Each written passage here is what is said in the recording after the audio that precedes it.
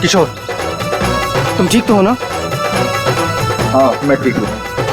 अरे अरे क्या हुआ तुझे? अब तक तो मंडप तक नहीं पहुंचा और तेरे पैर पहले से लटकने लगे।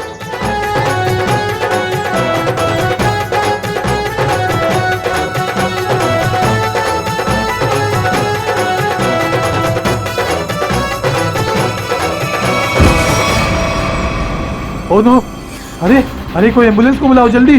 किशोर उठो, आंखें खोलो। अरे कुछ पानी तो लाओ यार। कोई फायदा नहीं, किशोर मर चुका है।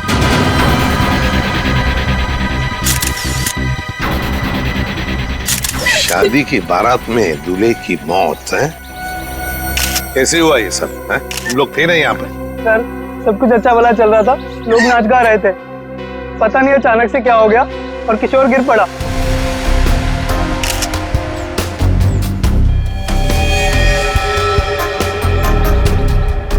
अभी दिख रहे हो ना, आंखों के नीचे सब पीला हुआ है। हाँ सर, जहर का मामला लगता है शायद। वही हो सकता है, सारुण के बताएगा कैसा जहर है ये। क्या आप लोगों को किसी पर शक है? किसने किया होगा ये? तो ये सब सिर्फ एक ही आदमी कर सकता है, सिर्फ एक ही आदमी। कौन? मेरे पिता। क्या? मिस्टर प्रतीश कुमार। सिर्फ वही कर सकते हैं। क्या तुम्हारे पिता इस शादी के खिलाफ हैं? जी हाँ। वो नहीं चाहते थे कि हमारी शादी हो, क्योंकि ये उनकी तरह अमीर नहीं था ना। उन्होंने तो हमें धमकी भी दी थी कि अगर हम लोग उनके खिलाफ जाकर शादी करेंगे तो वो इसे मार देंगे। देखो तुम्हारे पिताजी आए हैं शादी में? वो यहाँ पर नहीं है, लेकिन उन्होंने जरूर किसी को भेजा है मेरे किशोर को मारने के लिए। जरूर किसी को पैसे दिए। वो जो मुजरिम है ना, प्रवीण कोबला, वो पापा का बहुत अच्छा दोस्त है। उसी ने मारा मेरे किशोर को, उसी ने मारा है। सर, किशोर की जान को खतरा था और अदिति मैडम ने इनको सुरक्षा दिलवाई थी और पिछले 5 दिनों से हम इनकी सुरक्षा कर रहे थे। और उसके बावजूद ये सब हो गया। सर पता नहीं कैसे हो गया ये सब, हमने तो किसी को इनके आसपास भटकने तक नहीं दिया। हाँ, फिर भी लाश तो पड़ी है ना यहाँ पर। किसी को भटकने नहीं दिया। सर इनमें से किसी ने मारा है मेरे किशोर को। इनमें से कोई मेरे पापा के साथ मिला हुआ है। इन्होंने मारा है। कैसी बदकिस्मत लड़की हूँ मैं। ये उसके खुद के बाप ने उसे शादी के दिन विधवा कर दिया। अदिति चलो अंदर चलो। किशोर की जान को खतरा था, है ना? तो क्या उसे किसी सुरक्षित जगह पर रखा था? हाँ सर, एक सेफ हाउस में रखा था हमने। तो वहाँ पे आप लोग यानी सिक्योरिटी थी किशोर के साथ? जी सर, हमने इन्हें कभी अकेला नहीं छोड़ा। कहाँ पर रखा था किशोर को? कामिल, घर का कोना कोना छान मारो। सर। हाँ। देख, तुम कौन हो? सर ये घर की देखभाल के लिए। तुम्हारी टीम का आदमी है ये? हाँ सर, ये हमारी टीम का आदमी है। अच्छा। सर। हाँ। सर वो देखिए सीसीटीवी कैमरा, कोई भी अजनबी घर के अंदर नहीं घुस सकता।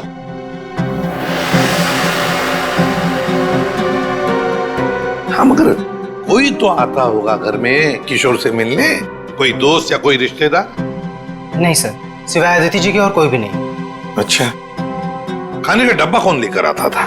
सर किशोर का खाना अदिति ही लेकर आती थी और चाय वगैरह वो खुद बना लेते थे। मतलब सिर्फ अदिति ही आती थी इस घर में? सर अंदर चेक कर लिया, इस घर में जबरदस्ती या चोरी छिपे घुसने का कोई सबूत, कोई निशान नहीं मिला है।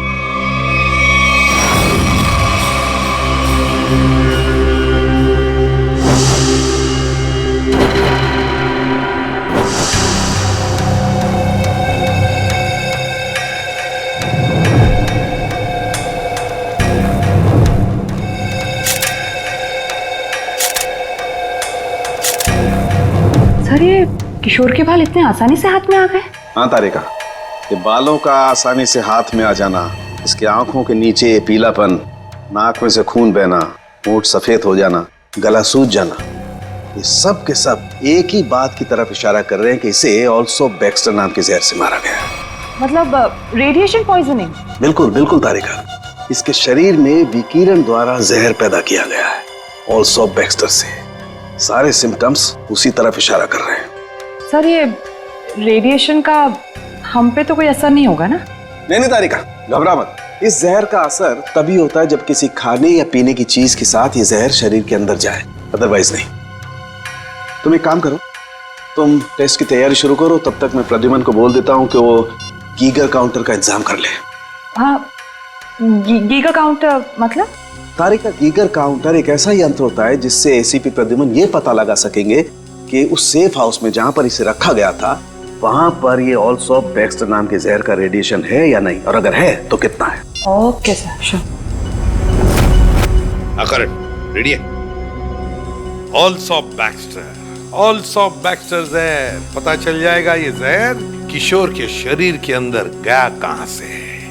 ये हमारा डिवाइस अल्फा पार्टिकल रेडिएशन ये बता देगा। बारीक से बारीक चीज को भी चेक करो, देखो रेडिएशन मिलता है क्या। यस सर, करण।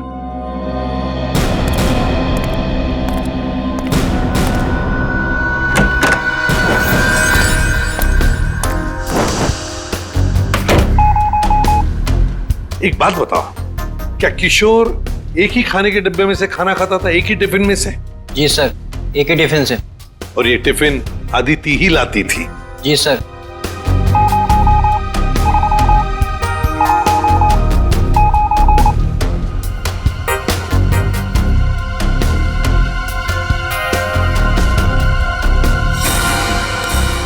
सर, हाँ? पूरा किचन चेक कर लिया सर, ये रेडिएशन कहीं भी नहीं मिला। कहीं पर भी कोई भी रेडिएशन नहीं? No sir. अरे साळुंखे साहब, आपने वो क्या यंत्र बताया था आपने? Geiger counter. हाँ, गीगर काउंटर। एसीपी साहब ने पूरे सेफ हाउस में इस्तेमाल किया, उसको अच्छी तरीके से चेक किया, मगर वो रेडिएशन का तो नामो निशान तक नहीं था। अरे ये कैसे हो सकता है?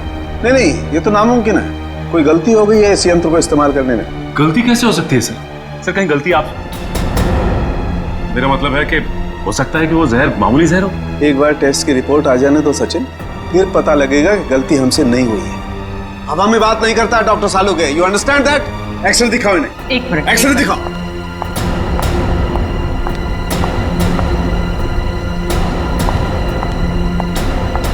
ये देखो, ये निशान देख रहे हो पेट में? हाँ, ये कोई काली सी चीज है। और ये काली चीज क्या है इसका पता इसकी ऑटोप्सी के बाद लगेगा, लेकिन मेरा दिमाग कहता है कि इस काली चीज का बहुत बड़ा हाथ है इस आदमी की मौत में।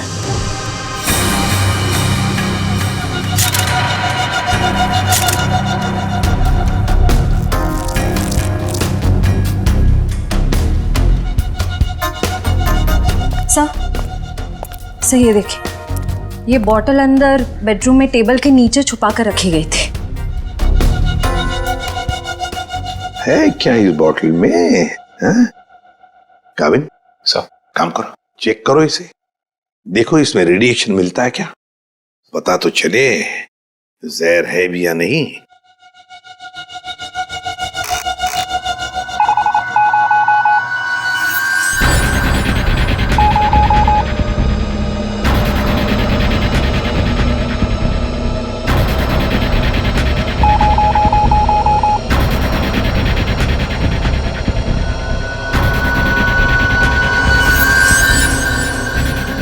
अगर इसमें रेडिएशन नहीं है तो इसका मतलब है ये वो जहर ऑल्सो बैक्स्टर नहीं है। क्या तुम लोग जानते हो क्या चीज है ये? नहीं सर। नहीं सर, इसके बारे में हम लोग कुछ नहीं जानते। काविन, काम करो, शादी में जितने भी लोग आए थे, जितने भी लोग, उन सब से पूछताछ करो, एक एक करके पूछताछ करो अच्छी तरह से, यहां तक कि आदिति से भी पूछताछ करो। बचे आदिति के पिता प्रतीश कुमार।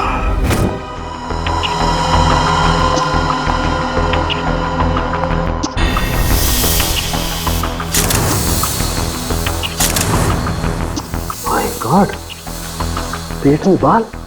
अब तो समझो इस किशोर की मौत की गुत्थी सुलझ ही गई। वो कैसे सर? बताता हूं। तुम एक काम करो, पहले इन बालों को अच्छी तरह से साफ कर लो। क्या डॉक्टर साहब, बोला था ना आपसे गलती हो रही है। ये मिला एसीपी साहब को सेफ हाउस में। ये मामूली जहर है, इसमें कोई रेडिएशन वेडिएशन नहीं है। अरे फिर वही बात। भाई साहब, आपकी जानकारी के लिए बता दूं, हमसे कभी कोई गलती होती नहीं है। किशोर की मौत की वजह ऑल्सो बैक्स्टर नाम का जहर ही है। सर, जिद की भी एक हद होती है। अगर ये किशोर ऑल्सो बैक्स्टर से मरा है तो आपका वो जो यंत्र था, वो गीगर काउंटर, उसने इसमें रेडिएशन क्यों नहीं पकड़ा?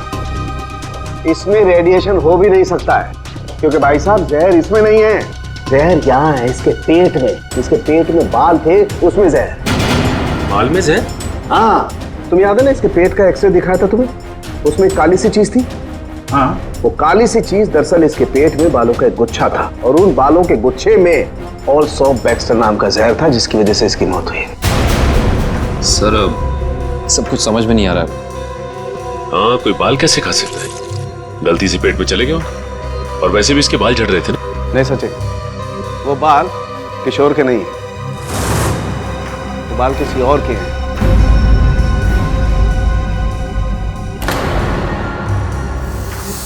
और उन बाल में ऑल्सो बैक्स्टर नाम का जहर था, जिसकी वजह से इसकी मौत हुई है। मैं बताता हूं, देखो। सारिका, वो बाल लाना जरा। सब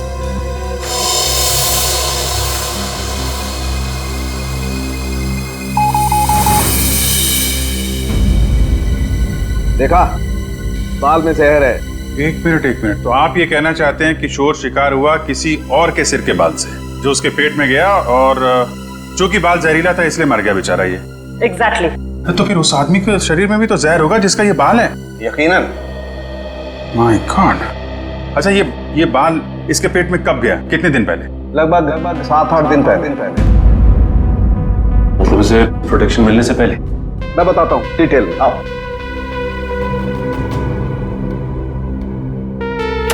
ये देखो, ये बाल किशोर के शरीर में जाकर के पेट में अटक गया, और क्योंकि इस बाल में ऑल्सो बैक्स्टर नाम का जहर था, तो पूरा जहरीला रेडिएशन इसके शरीर में फैल गया। इस बेचारे को पता भी नहीं चला कि मौत इसके करीब आकर के दस्तक दे चुकी है। मतलब किशोर की मौत एक हादसा है। असली खूनी तो वो है जिसने उस आदमी को मारने की कोशिश की है जिसका ये बाल है। पता नहीं बेचारा जिंदा भी होगा कि मर गया। सर, एक बात तो तय है कि ये कोई किशोर के आसपास वाला ही है, क्योंकि किशोर के खाने में किसी और का बाल कैसे आ सकता है? ये हो सकता है कि वो बाहर खाना खाने गया हो किसी रेस्टोरेंट में, और वहाँ के शेफ या कुक का बाल उसके खाने में गिर गया और गलती से इस किशोर ने खा लिया। होने को तो कुछ भी हो सकता है। इस बाल से कुछ और पता चल सकता है? अभिजीत, ये बाल किसी आदमी का है, और ये देखो, इस बाल में पिगमेंटेशन काफी कम है। पिगमेंटेशन जिससे बाल काले रहते हैं? एग्जैक्टली। मुझे लगता है इस आदमी की उम्र 40 से 45 साल की होगी। देखो, इस बाल की जड़ें सफेद हैं।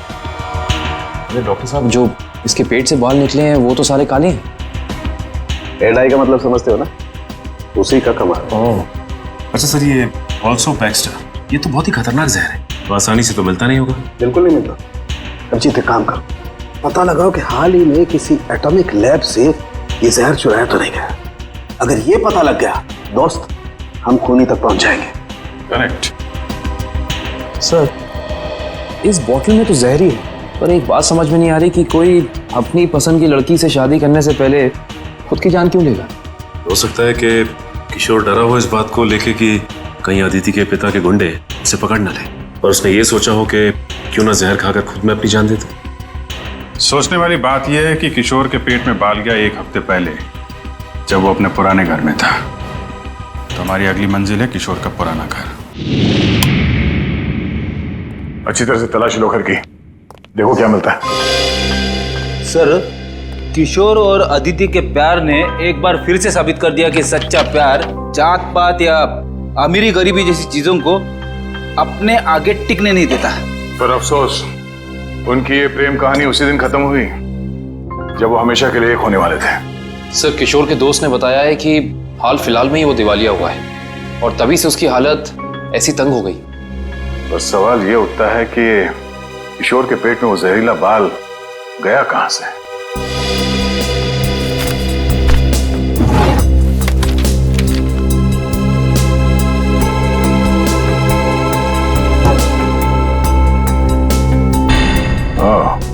Termination letter. इस किशोर को नौकरी से निकाला गया था MLM एंटरप्राइजेस प्राइवेट लिमिटेड। ये तो अदिति के पिता की कंपनी है। सर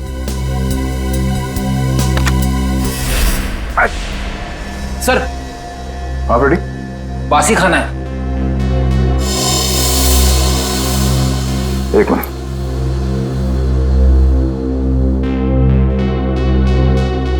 इसमें कहीं बाल तो नहीं दिख रहा। जरा घर का राशन चेक करो।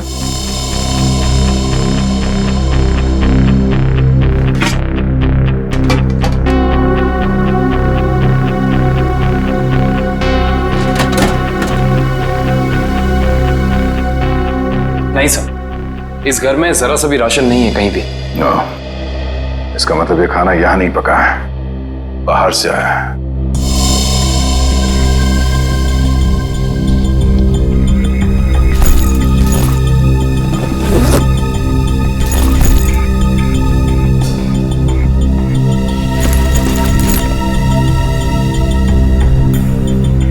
बस टिकट्स, ये तो एक हफ्ते पहले के टिकट्स हैं।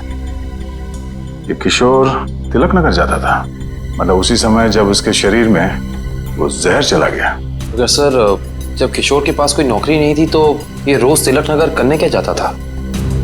ये तो वही जाने के बाद पता चलेगा। तिलक नगर में sir, Tilak Nagar bus stop तो आ गए, अब यहाँ से कहाँ जाए? फोटो दिखाए क्या लोगों को किशोर की? नहीं, उसकी जरूरत नहीं पड़ेगी। वो देखो, LP चैरिटेबल ट्रस्ट, यहाँ जरूरतमंद लोगों के लिए मुफ्त में खाना और कपड़े दिए जाता है। हो सकता है ये किशोर भी यहीं पे आया होगा। तो किशोर के शरीर में वो जहर गया है, तो यहाँ आने वाले दूसरे लोगों के शरीर में भी गया होगा। चलो अंदर चल के पूछताछ करते हैं।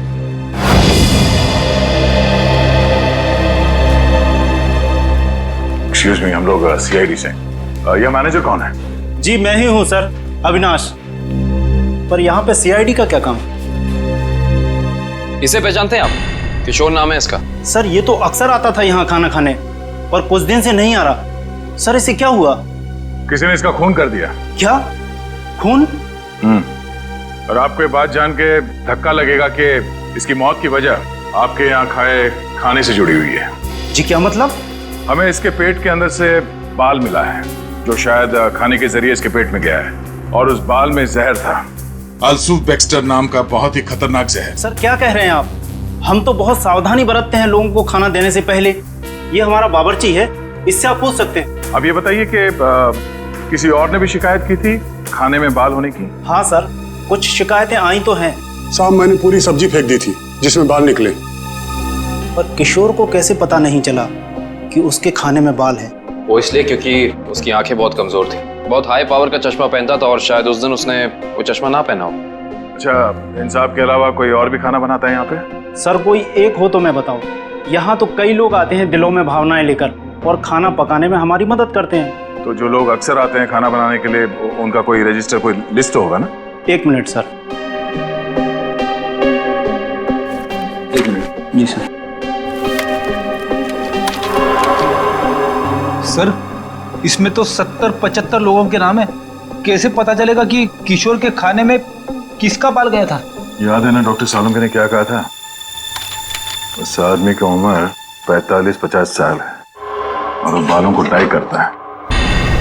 45-50 साल और बालों को डाई करता है? और शायद उसकी तबीयत भी अभी खराब होगी, क्योंकि उसके बालों में जहर है, तो वो जहर उसके शरीर में फैल गया होगा। हाँ साहब, वो शायद रमेश जी ही होंगे, इसलिए कि जो आप उम्र बता रहे हो ये उनकी थी। और साहब वो भी बाल रंगते थे और करीब करीब साहब वो एक हफ्ते से यहाँ आए भी नहीं। रमेश, हाँ सर। जरा उसका एड्रेस देना हमें।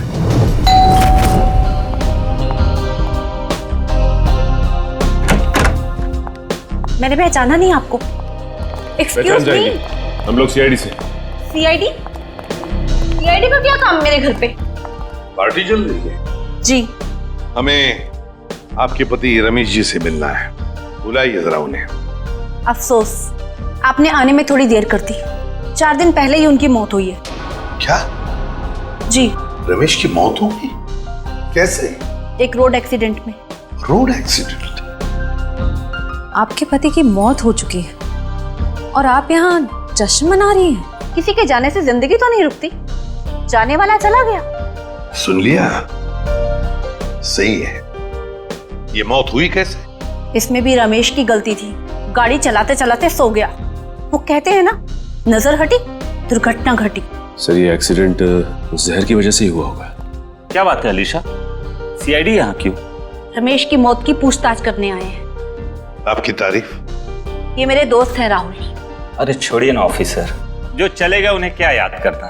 आइए आप लोग भी हमारे साथ पार्टी एंजॉय करिए।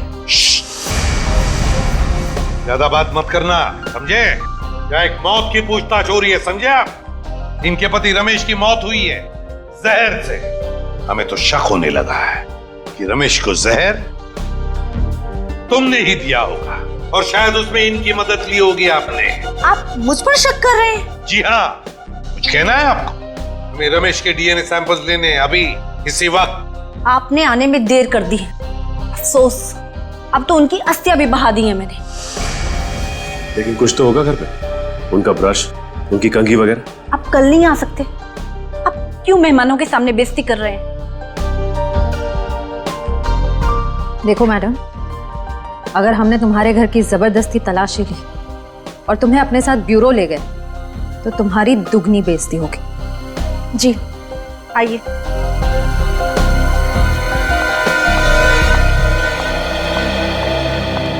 ये रहा रमेश का ड्रेसिंग टेबल और ये रहा उसका कॉम।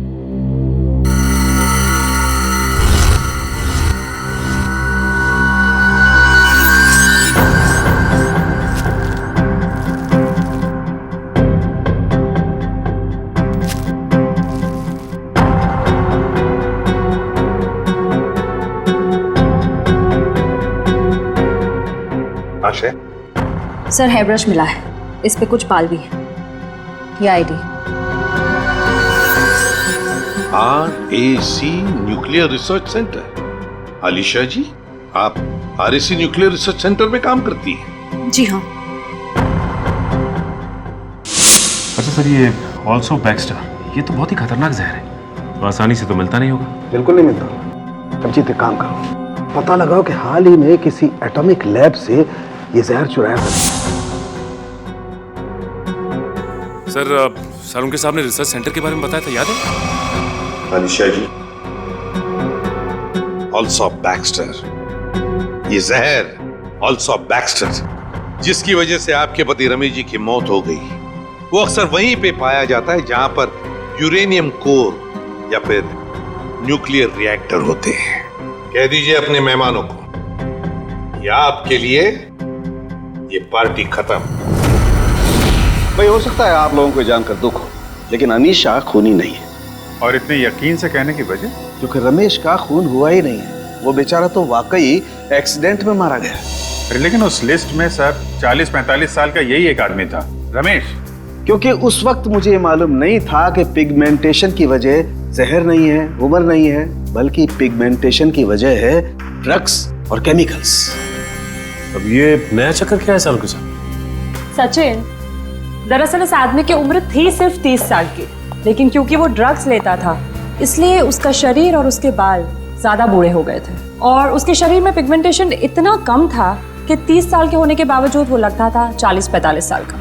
इस ड्रग के इस्तेमाल से इंसान को हेलुसिनेशन होने लगते हैं और कभी कभी उसके अंग कांपने लगते हैं। तो खूनी कोई 30 साल का आदमी है जिसके हाथ कांपते हैं। सर वो चैरिटेबल ट्रस्ट के लॉगबुक में भी एक आदमी की लिखाई ऐसी थी, बिल्कुल टेढ़ी।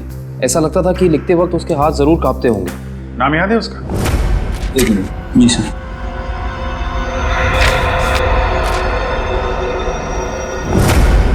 हाँ सर, निशांत कुमार। निशांत कुमार, पता लगाओ इस निशांत कुमार का एड्रेस। बताइए सर, हम सबको यहाँ क्यों इकट्ठा किया है? कुछ पता चला मेरे बेटे निशांत का? नहीं माजी, अभी तक नहीं, पर हमें शक है कि निशांत पे किसी जहर का असर हुआ है। क्या? वहाँ संभालिए अपने आप को। आपको इस बात का पता कैसे चला? हमने कहा ना, हमें शक है, यकीन नहीं है। आप ये बताइए, ये निशांत है कहाँ? जी वो 4 दिन पहले दिल्ली के लिए निकले थे, वहां से उनका एसएमएस आया कि वो सही सलामत दिल्ली पहुंच गए हैं। उसके बाद से उनसे कोई संपर्क नहीं हो पाया। क्या वो SMS हम देख सकते हैं प्लीज?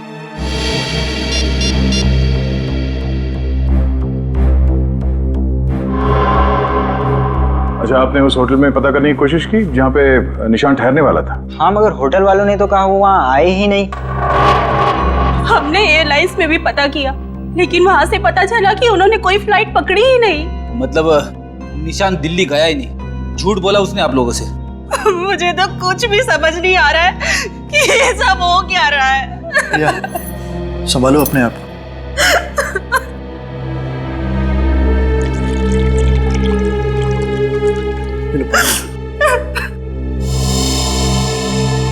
आप निशान की सेक्रेटरी है ना?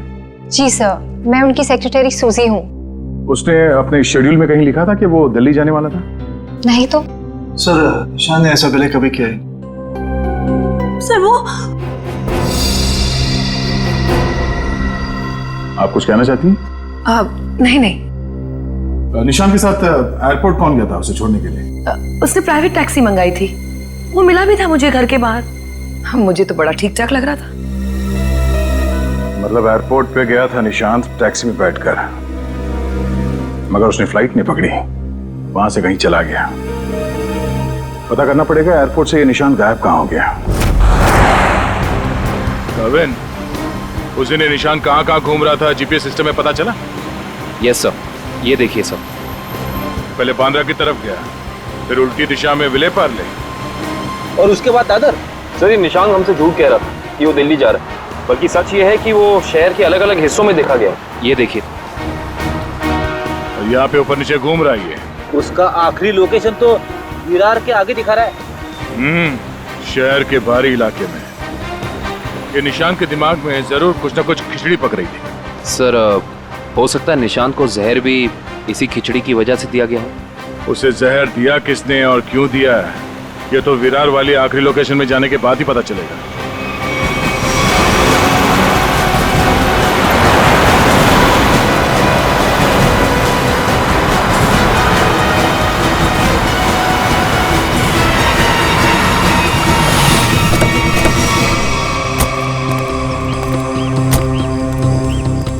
ये है वो जगह जहां आखिरी बार निशान के मोबाइल ने जीपीएस नेटवर्क पकड़ा था। अजीब बात है ना सर, कोई भला अपनी फ्लाइट मिस करके ऐसी जगह पे क्यों आएगा?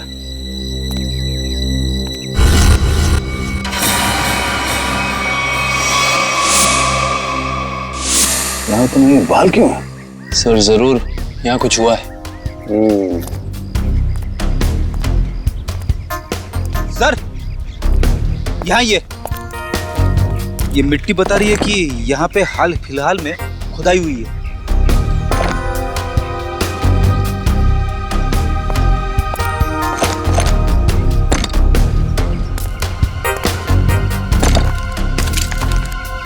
सारी जगहों को खोदो जल्दी।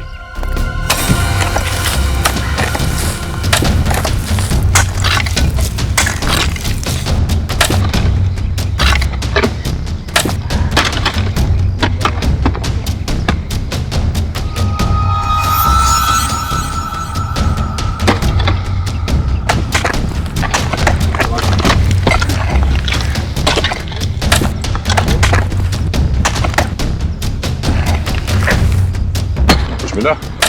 सर, यहाँ पे तो कुछ दिख नहीं रहा है। सर, यहाँ पर कुछ नहीं है। इधर भी नहीं है सर। सर, एक काम करो, इस घर के अंदर जाओ और तलाशी लो, देखो कुछ मिलता है क्या। जी सर। बड़े कमाल की बात है, इतनी ज्यादा जगह खुदा है पर खुदाई के अंदर कुछ भी नहीं मिला। ये भी तो हो सकता है कि खुदाई कुछ निकालने के लिए नहीं, बल्कि जो पहले दफनाया गया था उसे निकालने के लिए खोदा गया। सर, हाँ, ये देखिए घर के अंदर से क्या मिला सर।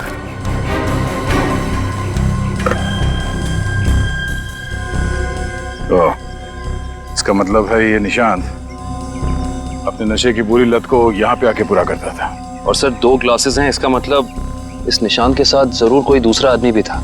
हाँ, वही होगा जिसने निशांत को जहर दिया। सर, आप रेडी? ये देखिए, यहाँ पे किसी का हाथ है। ये देखिए, मुझे हटाओ।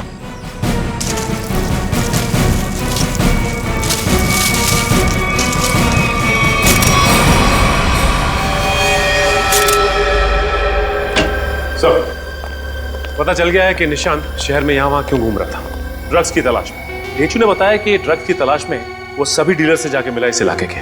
और वो जहर एल्सॉप बैक्स्टर, वो कहाँ से चोरी हुआ, कुछ पता चला? यस सर, अगेस्ट्योल इलाके के एक रिसर्च लैब से। हाँ, मगर ये चोरी क्यों हुई और किसने की, ये अभी तक पता नहीं चल पाया सर। डॉक्टर साहब, ये निशांत ये कितने दिन पहले मरा है? 4 दिन हो गए इसकी मौत को। 4 दिन पहले? अब ये क्या बात कर रहे हैं सर आप? 3 दिन पहले इस आदमी ने SMS भेजा अपनी वाइफ को। सोचना भी मत अभिजीत कि हम लोगों से गलती हुई है। बॉस, इसकी लाश पर से मुझे कीड़े मिले, वो कीड़े जो इंसान के मरने के बाद उसके शरीर पर पाए जाते हैं, जिन्हें मैगट्स कहते हैं। और इन कीड़ों ने लाश के ऊपर जो अंडे दिए हैं वो 4 दिन पुराने हैं। इसका मतलब बात साफ है, इसकी मौत को 4 दिन हो चुके हैं। मतलब निशांत ने अपनी पत्नी को SMS नहीं भेजा, किसी और ने भेजा है, शायद उसके खूनी ने। लेकिन खूनी ने ऐसा किया क्यों होगा? ताकि ये लोग पुलिस में इसके गायब होने की रिपोर्ट न लिखाएं और उसे थोड़ा और वक्त मिल जाए वो चीज ढूंढने के लिए जिसकी वजह से वो सारे गड्ढे खोद रहा था। एक बात और अभिजीत, उस आदमी की निशांत के साथ मरने से पहले हाथापाई हुई है। ये देखो, इसकी गर्दन पर यहाँ दाईं तरफ कुछ खरोंच के निशान है और यहाँ बाईं तरफ ये चोट के निशान है।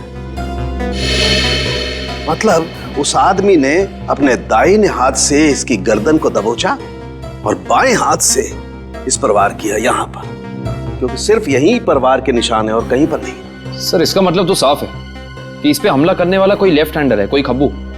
तो इस केस में कोई ऐसा है जो खब्बू है।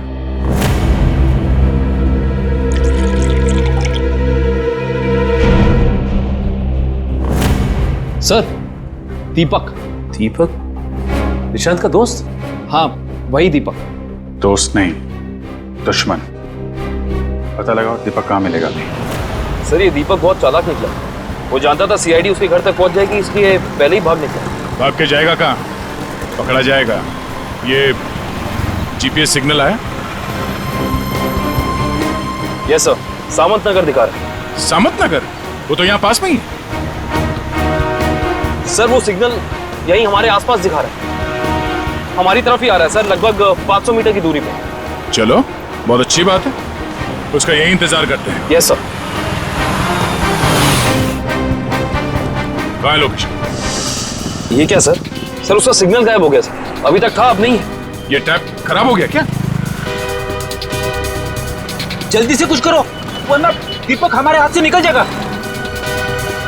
आ गया सर, पर कुछ अलग है सर। ये सिग्नल अब बता रहा है कि उसने T2 सिग्नल क्रॉस कर लिया। T2 नाका?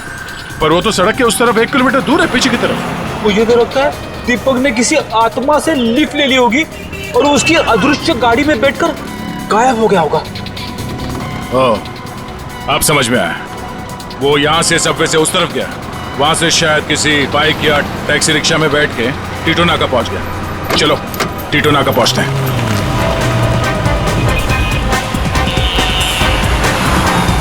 वो हमारे आसपास ही है सर। कहाँ है? दिख तो नहीं रहा। आ रहा है।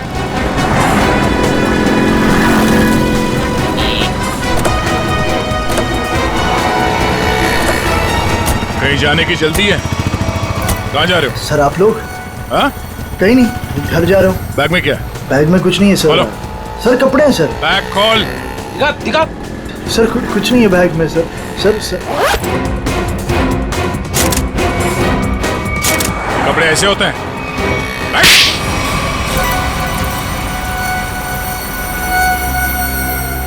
सर, निशांत और मैं दोस्त थे सर। हम लोग साथ मिलकर सारे काम करते थे, साथ मिलकर हम लोग ड्रग्स का नशा भी करते थे। तो एक दिन ऐसे ही शराब के नशे में आकर हमारे ड्रग डीलर ने हमें बताया कि उसने हाल ही में कोई करोड़ों रुपए की डील साइन की और 2 दिन के बाद पता चला कि वो अरेस्ट हो गया। तो तुम दोनों ने प्लान बनाया कि कैसे वो करोड़ों रुपए तुम्हारे हो जाए, क्यों? हाँ, हम लोग उस ड्रग डीलर के अड्डे पे गए और पैसे मिल भी गए थे सर हमें, लेकिन निशांत की नीयत बदल गई। वो सारा पैसा अकेले हड़पना चाहता था। फिर? और मुझे बिना बताए उसने जहाँ हम लोगों ने पैसा छुपाया था वहाँ से पैसा निकाल भी लिया। और मुझे पता था सर ये सब वो सेक्रेटरी सूजी के साथ भागने के लिए कर रहा। और इस बातों पर हमारा बहुत बार झगड़ा भी हुआ सर। बता मेरे पैसे कहाँ पर? दीपक मेरी बात तो सुनो। देख मैं तुझे बोल रहा हूँ, मुझे तेरी कोई बात नहीं सुननी है, मुझे सिर्फ इतना बता मेरे पैसे कहाँ पर है। तू ऐसे नहीं मानेगा, नहीं मानेगा तू ऐसे। अब बताता है तू एक और, बताएगा कि नहीं बताए? नहीं बता दे मेरे पैसे कहाँ पर है। निशांत, निशांत, निशांत। मैंने सर उसको जानबूझकर नहीं मारा है सर, मैंने जानबूझकर नहीं मारा है। मैं उसको सिर्फ पूछ रहा था मुझे बता दे पैसे कहाँ पर है, बता दे मुझे पैसे कहाँ पर। गलती से मौत हुई है सर उसकी, मैंने उसको नहीं, मैं खूनी नहीं हूँ सर, मैंने किसी को नहीं मारा सर। बकवास मत कर, खून खून होता है, जानबूझ के किया जाए या फिर गलती से हो। फिर तुमने निशांत के फोन से प्रिया को एसएमएस किया ताकि तुम्हें और टाइम मिले पैसे ढूंढने में? हाँ, मैंने निशांत की लाश को दफना दिया और आसपास पैसे ढूंढने की कोशिश भी की, और जब मुझे पैसे मिल गए मैंने सोचा कि मैं नई जिंदगी शुरू करूंगा। नई जिंदगी शुरू करेगा तू, शुरू करेगा, मगर जेल में।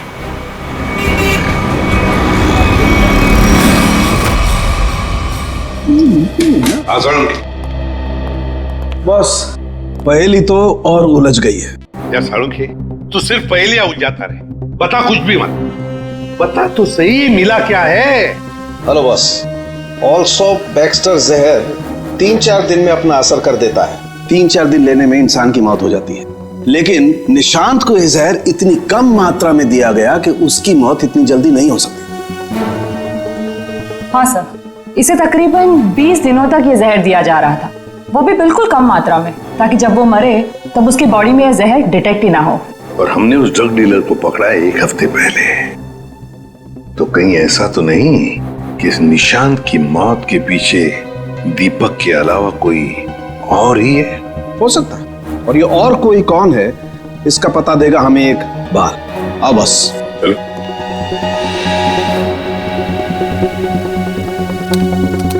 बस इंसान का बाल हर महीने तकरीबन 1.5 सेंटीमीटर बढ़ता है। जिस दिन इस निशांत को जहर दिया गया, इस जहर ने बाल पर अपना निशान छोड़ दिया। ये देखो, ये डॉट। और हर रोज निशांत को एक निश्चित मात्रा में जहर दिया गया, और हर रोज उस जहर ने अपना निशान बाल पर छोड़ दिया, सिवाय ये 23 तारीख और 24 तारीख। हाँ, और 25 से फिर से देना शुरू कर दिया। सर, अब 23 और 24 तारीख को निशांत का पूरा परिवार शहर से बाहर गया था। हाँ श्रेया, 23 और 24 को निशांत का पूरा परिवार शहर से बाहर गया था। निशांत शहर में ही था, और निशांत को 23 और 24 को जहर नहीं दिया गया था। इसका एक ही मतलब हो सकता है कि निशांत को जहर देने वाला उसके परिवार का ही कोई है। लेकिन सर, निशांत के परिवार में तो बहुत सारे लोग हैं, उन्हीं तक पहुंचेंगे कैसे? सचिन, अब खूनी के पास हम नहीं जाएंगे, वो खुद हमारे पास आएगा। सर, आपको कुछ पता चला कि निशांत का खून किसने किया है? हाँ, पता चल गया है, और वो मुजरिम यही है, इस कमरे में हमारे बीच। क्या यहाँ पे कौन है वो? मुजरिम अपने आप को बहुत होशियार समझता है। वो ये भूल गया कि सीआईडी के सामने अच्छे अच्छों की होशियारी खुश हो जाती है। निशांत की मौत की वजह है वो दौलत जो निशांत और दीपक ने मिलकर चुराई थी। तो क्या दीपक ने निशांत को मारा है? निशांत को एक ऐसे चालाक दिमाग ने मारा है जिसे लगता है कि उसका भोला चेहरा उसे बचा लेगा, और शातिर दिमाग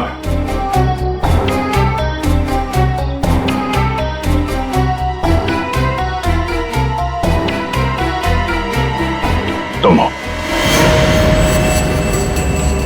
ये क्या कह रहे हैं आप? मैंने किसी का खून नहीं किया है। झूठ मत बोलो। अब ये भी जानते हैं कि तुमने वो जहर कहां से चुराया। अपना ड्रामा बंद कीजिए सूजी जी। जहां निशांत मारा गया, हमें वहां से आपके बाल मिले हैं। जरूर कोई मुझे फंसाने की कोशिश कर रहा है। मैं निर्दोष हूँ। गिरफ्तार कर लो इसे। छोड़ दीजिए मुझे, मैंने कुछ नहीं किया। इसे सजा कानून नहीं, इसे एक पत्नी देगी। मैं छोड़ूंगी नहीं इसे। प्रिया, इसे सजा अदालत ही देगा।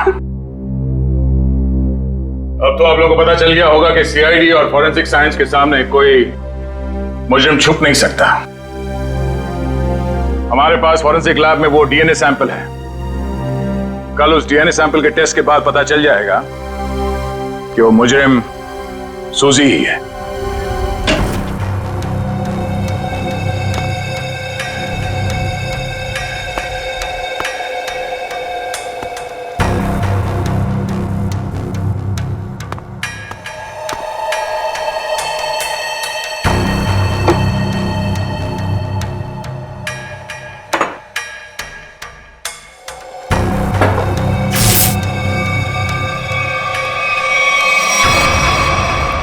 फोरेंसिक लैब ढूंढने में कोई दिक्कत तो नहीं आई?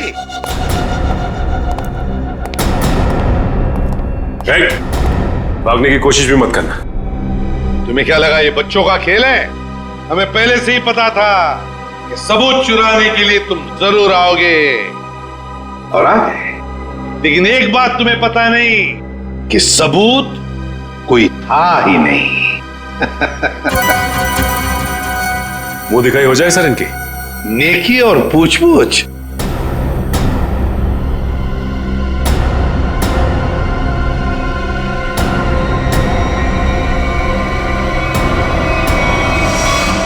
उसने प्राइवेट टैक्सी मंगाई थी, वो मिला भी था मुझे घर के बाहर। शीतल? शीतल तुम? सीआईडी को मारना तेरे बस की बात नहीं है।